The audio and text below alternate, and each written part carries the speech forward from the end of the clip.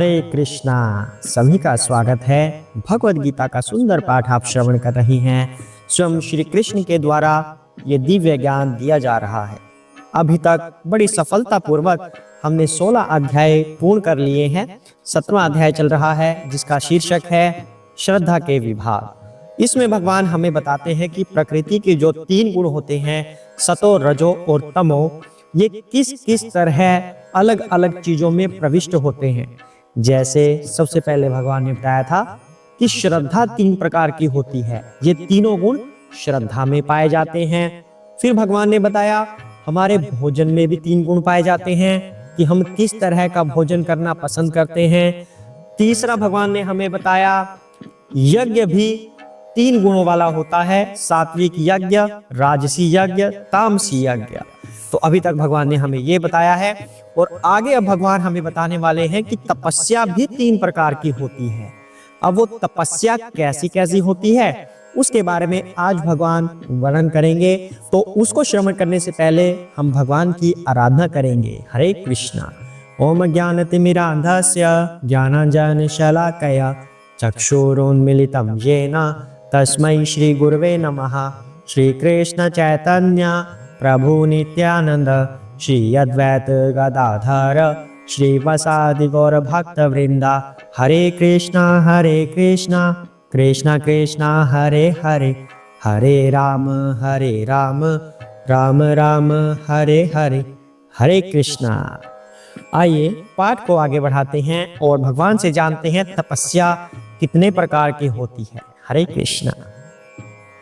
देवद्विज गुरु प्राज्ञा पूजनम शौचमार्जवम ब्रह्मचार्यम अहिंसा च शारीरम तपः उच्यते। हरे कृष्णा। परमेश्वर ब्राह्मणों, गुरु, माता पिता जैसे गुरुजनों की पूजा करना तथा पवित्रता, सरलता, ब्रह्मचर्य और अहिंसा ही शारीरिक तपस्या है। हरे कृष्णा। भगवान ने यहाँ पर शारीरिक तपस्या की बात की है। सबसे पहले ये जान लेते हैं कि तपस्या कितने प्रकार की होती है। एक तपस्या होती है शरीर की, यानी कि शारीरिक तपस्या। दूसरी तपस्या मन की तपस्या, मतलब मन से तपस्या कैसे होती है। तीसरी तपस्या वाणी की तपस्या होती है। तो इस श्लोक के माध्यम से भगवान शारीरिक तपस्या की बात कर रहे हैं। आइए जानते हैं एक एक करके कि किस किस चीज को भगवान शारीरिक तपस्या बता रहे हैं। सबसे पहले भगवान कहते हैं परमेश्वर की पूजा करना, यानी कि भगवान की पूजा तो हमें करनी ही चाहिए। सबसे पहले श्री कृष्ण की पूजा होती है, उन्हीं का नाम हमें लेना चाहिए, हर समय उनका स्मरण हमें करते रहना चाहिए। तो इसका एक उदाहरण क्या होगा? इसका उदाहरण ये बनता है कि कभी कभी क्या होता है कि हम मंदिर के आगे से निकल जाते हैं और दूर से ही भगवान को प्रणाम करते हैं कि भाई कौन जाएगा अंदर मंदिर में, बाइक खड़ी करके, गाड़ी खड़ी करके अंदर जाना पड़ेगा, सीढ़ियाँ चढ़नी पड़ेंगी, बहुत समय लग जाएगा। नहीं, बाहर से प्रणाम कर लेते हैं, भगवान तो इसी में खुश हैं। बस चलते चलते हॉर्न बजा देंगे हम कि भगवान सुन लेंगे कि हमने आपके दर्शन किए हैं जी, बस ठीक है। ऐसा नहीं, अपने व्हीकल से उतरो नीचे, बाइक को साइड में लगाइए, मंदिर में जाके दर्शन अवश्य कीजिए, भगवान का आशीर्वाद लीजिए। ये शारीरिक तपस्या होती है। भगवान की दृष्टि से शारीरिक तपस्या कि भगवान के दर्शन अवश्य करने जाएं, ये एक उदाहरण है। तो इस तरह के और उदाहरण भी हो सकते हैं। दूसरा भगवान कहते हैं ब्राह्मणों की पूजा करना। ब्राह्मण, अब जो ब्राह्मण शब्द है ये बड़ा विस्तृत रूप है। ब्राह्मण का मतलब सिर्फ ये नहीं होता कि जो जन्म से ब्राह्मण है उसकी बात नहीं होती। श्री रामचरितमानस में भी ब्राह्मणों का जिक्र आता है, पर कुछ लोग सोच लेते हैं कि ब्राह्मण का मतलब जो जन्म से ब्राह्मण है, कि उन लोगों ने कुछ पास्ट में ऐसा कार्य किया है तो हम उनको पूजनीय नहीं मानते, जबकि ऐसा नहीं है। ब्राह्मण कर्म से होता है। जन्म से ब्राह्मण भगवान ने कभी नहीं बनाया, कर्म से ब्राह्मण भगवान ने हमेशा बनाया था। जिसके कर्म ब्राह्मणों जैसे होंगे वह ब्राह्मण कहलाएगा, जिसके कर्म क्षत्रिय जैसे होंगे वह क्षत्रिय कहलाएगा। तो यहाँ पर बात हो रही है कि ब्राह्मणों की पूजा करना। जो कर्म से ब्राह्मण हैं तो कर्म से ब्राह्मण कोई भी किसी भी जात का हो सकता है, उसको ये नहीं कह सकते कि वो छोटी जात है, वो बड़ी जात है, ऐसा कुछ नहीं है। जाति प्रथा मानव ने बनाई है, भगवान ने वर्ण बनाए थे, तो ब्राह्मण उसे यहाँ पर कहा जा रहा है जो कर्म से ब्राह्मण वाला कार्य करता है। भगवान की आराधना, कथाएं सुनना, सुनाना, मतलब हर समय जो भगवान के चिंतन में रहता है उनकी बात यहाँ पर हो रही है, या कह सकते हैं भक्तों की बात हो रही है। तो ब्राह्मणों की पूजा करना, ब्राह्मण पूजनीय होते हैं, हमेशा उनको नमस्कार करना चाहिए, उनका आदर करना चाहिए। तीसरा, गुरु की पूजा करना। जो हमारे गुरु होते हैं, गुरु हमें बहुत शिक्षा देते हैं, चाहे वो हमारे एकेडमिक गुरु हो। वैसे तो गुरु शब्द का प्रयोग आध्यात्मिक गुरु के लिए ही होता है, पर जो हमारे अध्यापक हैं उनकी भी पूजा हमें करनी चाहिए। पूजा करनी चाहिए मतलब ऐसे नहीं ओम जय जगदीश हरे, ऐसे नहीं, मतलब वो हमारे लिए पूजनीय हैं, उनका आदर करना चाहिए। गुरु के तो बल्कि चरण भी छूने चाहिए, हमें गुरु से हमेशा आशीर्वाद लेना चाहिए। उसके बाद कहते हैं माता पिता। माता पिता की पूजा, अब क्या करते हैं कलयुग में, सुबह सुबह कमरे से उठेंगे, हाय मॉम, हाय डैड, इस तरह से बात करेंगे, या फिर दवाइयां लेते हुए मम्मा उठ गया, मैं पानी का गिलास देना, मतलब बस ये सब चीज है। ये नहीं, कम से कम जय सिया राम बोलिए माता पिता को सुबह उठते हैं तो, और अगर चरण छुएं तो उससे बढ़िया तो बात ही क्या होगी। कलयुग में बड़ी मुश्किल से ऐसा संभव हो पाता है।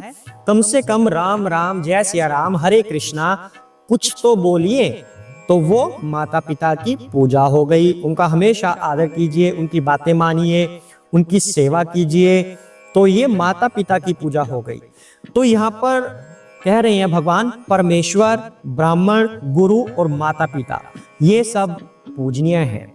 हालांकि परमेश्वर पूजनीय से ऊपर के स्तर पर हैं। श्री कृष्ण का हमें भजन करना होता है, वो भजनीय हैं, हमेशा श्री कृष्ण का भजन करना होता है। बाकी सब उनके अलावा पूजनीय होते हैं, क्योंकि हमारे भगवान, हमारे स्वामी एक ही हैं। श्री कृष्ण ही हमारे स्वामी हैं, श्री कृष्ण ही हमारे पिता भी हैं, बाकी सब हमारे लिए पूजनीय हैं। आगे भगवान कह रहे हैं कि इनकी पूजा करना और साथ में पवित्रता रखना, यह भी शारीरिक तपस्या है। पवित्रता अब कितने प्रकार की होती है? 4 तरह की पवित्रता होती है। 1, शरीर की पवित्रता, 2, मन की पवित्रता, 3, बुद्धि की पवित्रता, 4, धन की पवित्रता। शरीर की पवित्रता कैसे होगी? स्नान करने से, नहाने से। मन की पवित्रता कैसे होगी? प्रभु का भजन करने से, श्री कृष्ण का स्मरण करने से, उनका संकीर्तन करने से। बुद्धि की पवित्रता कैसे होगी? दिव्य ज्ञान से, जो श्रीमद् भगवद गीता हमें ज्ञान दे रही है, इससे हमारी बुद्धि पवित्र होगी। धन की पवित्रता कैसे होती है? दान करने से। अगर हम दान करते हैं तो हमारा धन पवित्र हो जाएगा। दान का मतलब यह नहीं कि किसी को भी कुछ भी दे दिया जाए और वो उसका प्रयोग गलत चीजों में करता रहे, वो दान नहीं। दान का मतलब भगवान की सेवा में दान। कुछ सामाजिक कार्य भी होते हैं, कन्याओं का विवाह करवा दिया या किसी संस्था में मदद कर दी भूखों के लिए, वो भी बहुत अच्छी बात है। लेकिन उसमें अगर हम भगवान का भोग लगा दें, उसके बाद प्रसाद बांटें, उसके बाद प्रसाद वितरण करें, तब वह भगवान की सेवा में लग जाती है। तो ये धन जो हम दान करते हैं वो भगवान की सेवा में होना चाहिए। भगवान का भोग लगा के आप भंडारा लगा सकते हैं, मंदिर में दान कर सकते हैं। भगवान के मंदिर का निर्माण होगा तभी आम लोग या भक्त वहां पर रह सकेंगे, या फिर वहां से शिक्षा ग्रहण कर सकेंगे, भगवान के दर्शन कर सकेंगे। तो उस सभी कार्य के लिए, मंदिर निर्माण के लिए धन दान दे सकते हैं, भक्तों के लिए दान कर सकते हैं। अगर किसी की मदद करनी है तो उसमें भगवान का आशीर्वाद डालकर तब मदद कर सकते हैं, भगवान के प्रचार प्रसार में मदद कर सकते हैं। तो इस तरह से धन का आप दान कर सकते हैं। तो ये 4 तरीके से भगवान बता रहे हैं कि पवित्रता हमारी होती है। यहाँ पर भगवान कहते हैं शारीरिक रूप से पवित्रता। तो शारीरिक रूप से पवित्रता कैसे होगी? स्नान करने से, नहाने से हम पवित्र हो सकते हैं, लेकिन हमें अपना मन भी पवित्र करना है, धन भी पवित्र करना है, बुद्धि भी पवित्र करनी है। आगे भगवान कहते हैं सरलता, सरलता भी शारीरिक तपस्या है। सरलता हमारी शरीर से भी होनी चाहिए, सरलता हमारे मन से भी होना चाहिए। हमें कभी कोई गलत कार्य नहीं करना चाहिए, हमेशा सरल स्वभाव में हमें रहना चाहिए। मन भी हमारा पवित्र हो, तन भी हमारा पवित्र हो, शरीर और मन दोनों से हम सरल स्वभाव के होने चाहिए। बहुत ज़्यादा कुटिलता नहीं होनी चाहिए, ये सोच विचार, वो सोच विचार, मैं ऐसा कर दूंगा, मैं वैसा कर दूंगा, चालाकियाँ नहीं होनी चाहिए कि मन में अपनी कैलकुलेशन चलती रहे कि इस व्यक्ति ने मेरे साथ ऐसे किया था, अब मैं इसके सामने कुछ बनूंगा, अंदर से कुछ बाहर से कुछ नहीं। सरल स्वभाव, जैसा अंदर वैसा बाहर, कोमल व्यवहार सबके साथ, सरलता होनी चाहिए। आगे भगवान कहते हैं ब्रह्मचर्या, ब्रह्मचर्या भी शारीरिक तपस्या है। अब ब्रह्मचर्या का टॉपिक तो बहुत विस्तृत है। ब्रह्मचर्या को समझने के लिए हम बात करते हैं कि ऐसा नहीं होता कि जिसका विवाह नहीं हुआ है सिर्फ वही ब्रह्मचर्या व्रत का पालन कर रहा है। जिसका विवाह हो गया है वह भी ब्रह्मचर्या का पालन कर सकता है। कैसे? पुरुष के लिए अपनी पत्नी के अलावा सभी स्त्रियां माता जी होती हैं, कुछ और कहने की आवश्यकता नहीं। बहन जी, भाभी जी, ये वो अलग अलग रिश्ते। माता जी एक ऐसा शब्द है जो सबसे अधिक पवित्र, सबसे अधिक सम्माननीय होता है महिलाओं के लिए। इसलिए सभी महिलाओं को माता जी कहना चाहिए अपनी पत्नी के अलावा। तो यह भी एक ब्रह्मचर्या में आ जाता है। इसी तरह महिलाओं के लिए भी यही बात निर्धारित है, अपने पति के अलावा तन मन से किसी और का ना होना, सिर्फ अपने पति का होना। तो सभी पुरुषों को प्रभु जी की तरह आदर देना, सम्मान करना, प्रभु जी बोलना, सिर्फ अपने पति का होके रहना, वह भी ब्रह्मचर्या है। और ब्रह्मचर्या में क्या क्या आएगा?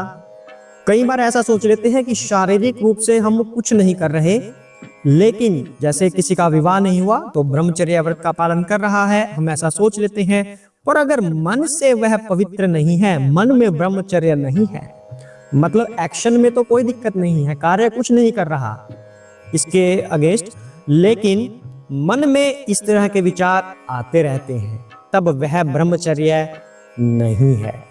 ब्रह्मचर्या में तन और मन दोनों से व्यक्ति को पालन करना है, तब वह ब्रह्मचर्या कहलाता है। वैसे ब्रह्मचर्या का एक बड़ा मीनिंग क्या होता है, बहुत बड़ा अर्थ क्या होता है? मन, कर्म और वचन तीनों तरह से परमात्मा में एक युक्त हो जाना, हर तरह से परमात्मा का हो जाना, यह ब्रह्मचर्या का असली अर्थ होता है। लेकिन सामाजिक दृष्टि से भी जो परिभाषा ब्रह्मचर्या की बनाई गई है उसका पालन करना भी शारीरिक तपस्या है। हरे कृष्णा। आगे भगवान कहते हैं अहिंसा भी शारीरिक तपस्या है। अब अहिंसा का मतलब केवल ये नहीं कि एक थप्पड़ मारा तो दूसरे पे भी खा लो, ये नहीं। धर्म की रक्षा के लिए हिंसा करना भी अहिंसा के अंदर आता है। बेवजह किसी से झगड़ा न करना। जब धर्म के लिए कोई कहीं समस्या हो रही है तब उसकी रक्षा के लिए आप कुछ कर सकते हैं, लेकिन बेवजह हिंसा नहीं। अपने किसी लाभ के लिए हिंसा नहीं, केवल और केवल धर्म की रक्षा के लिए हिंसा कर सकते हैं, ये अहिंसा है। तो इस तरह से भगवान ने आज हमें इस श्लोक के माध्यम से बताया है शारीरिक तपस्या के अंतर्गत क्या क्या आता है। एक, गुरुजन, ब्राह्मण, भगवान, माता पिता, इन सब की पूजा करना, ये सब पूजनीय है। और शारीरिक रूप से सरल होना, पवित्र होना, ब्रह्मचर्य का पालन करना और अहिंसा का पालन करना, ये सब शारीरिक तपस्याएं हैं। अब आगे भगवान बताएंगे मन से कैसे तपस्या करते हैं, वाणी से कैसे तपस्या करते हैं। आज के लिए इतना ही करते हैं। बड़े ध्यान पूर्वक इसको श्रवण कीजिएगा, बार बार श्रवण कीजिएगा और समझने का पूरा प्रयत्न करना। ना समझ आए तो पूछ सकते हैं। हरे कृष्णा।